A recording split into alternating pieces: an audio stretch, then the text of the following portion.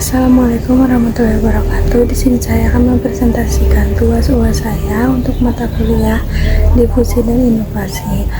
PPT ini dibuat oleh saya sendiri di STT Ananda dengan NIM 24030004. Lalu untuk judulnya yaitu analisis penerapan teori difusi inovasi pada program UMKM digital. Yang pertama itu adalah latar belakang. Pengembangan teknologi informasi telah mendorong pelaku usaha mikro, kecil, dan menengah atau UMKM untuk bertransformasi ke sistem digital. Digitalisasi UMKM merupakan inovasi yang memanfaatkan teknologi seperti media sosial, marketplace, pembayaran digital, dan aplikasi bisnis untuk meningkatkan pemasaran, efisiensi operasional, serta daya saing usaha. Melalui inovasi ini, UMKM dapat menjangkau pasar lebih luas, meningkatkan pendapat, dan memperkuat perekonomian masyarakat. Analisis 5 karakteristik inovasi menurut Efrain M. Rogers.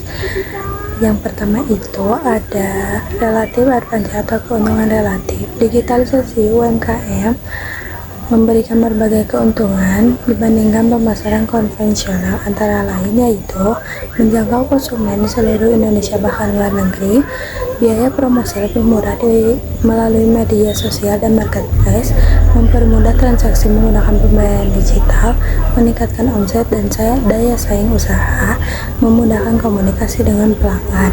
Yang kedua itu ada compatibility atau kesesuaian.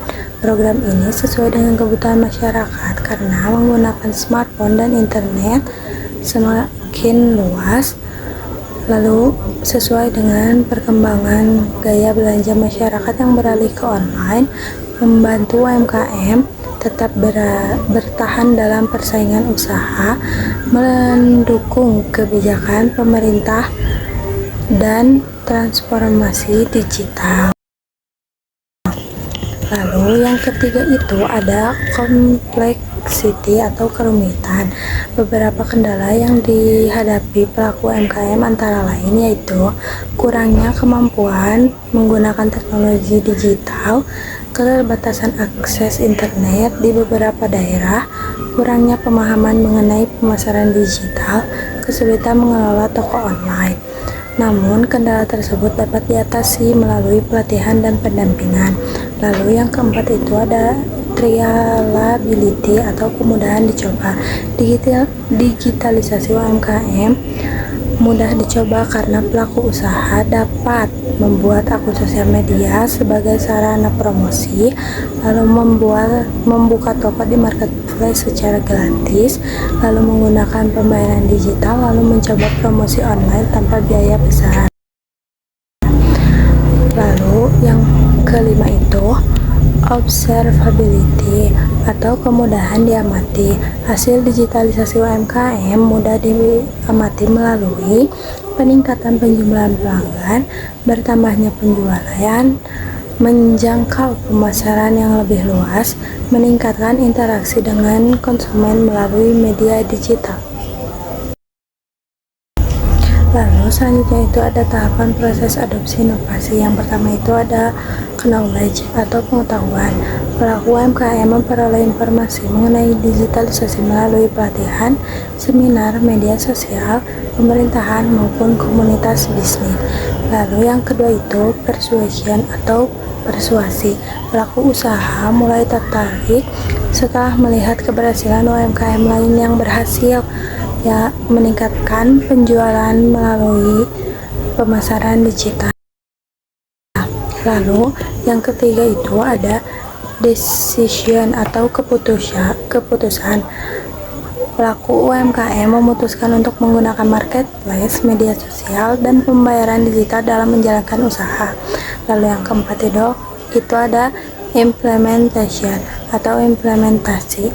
Pelaku usaha mulai menggunakan produk secara online, melakukan promosi digital, menerima pembayaran non-tunai, serta berinteraksi dengan pelanggan melalui internet. Lalu yang kelima itu ada confirmation atau konfirmasi setelah memperoleh manfaat berupa peningkatan penjualan dan pelanggan.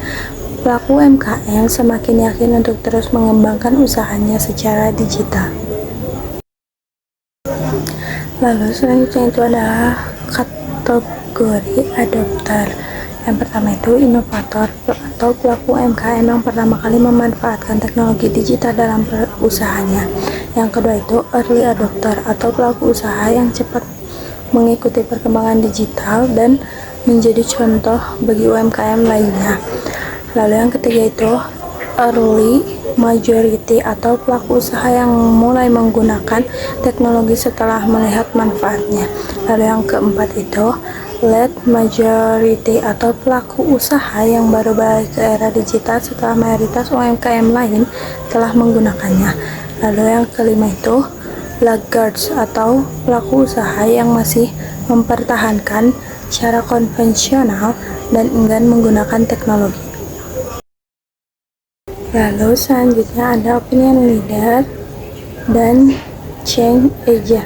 Yang pertama itu opinion leader, yaitu pelaku UMKM sukses, ketua komunitas UMKM, tokoh masyarakat, influencer bisnis.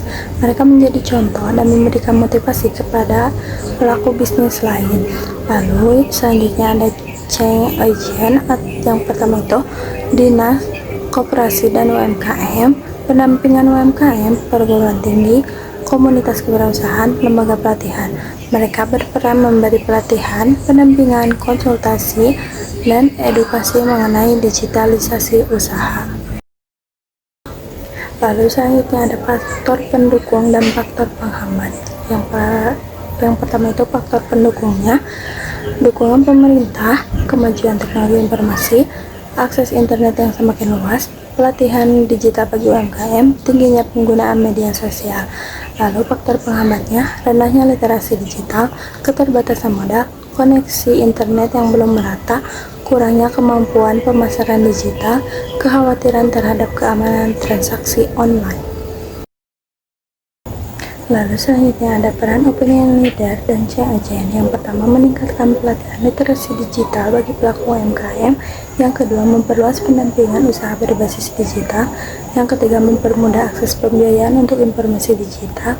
Yang keempat memperkuat kerjasama antara pemerintah, perguruan tinggi, dan sektor swasta. Yang kelima mendorong pemanfaatan media sosial, marketplace, dan pembayaran digital secara optimal. Dan yang terakhir yaitu kesimpulan. Berdasarkan hasil studi pustaka, digitalisasi UMKM merupakan inovasi yang sesuai dengan teori difusi inovasi F.M. Rogers. Inovasi ini memberikan keuntungan yang nyata berupa peningkatan jangkauan pasar, efisiensi usaha, dan daya saing. Keberhasilan adopsi digitalisasi dipengaruhi oleh karakteristik inovasi, kesiapan pelaku UMKM, dukungan pemerintah, peran opinion leader, dan pendampingan change agent. Dengan peningkatan literasi digital dan kolaborasi berbagai pihak, digitalisasi UMKM dapat diadopsi lebih luas sehingga kontribusi terhadap pertumbuhan ekonomi dan kesejahteraan masyarakat. Baik, sekian, terima kasih dari saya. Mohon maaf bila ada kesalahan. Wassalamualaikum warahmatullahi wabarakatuh.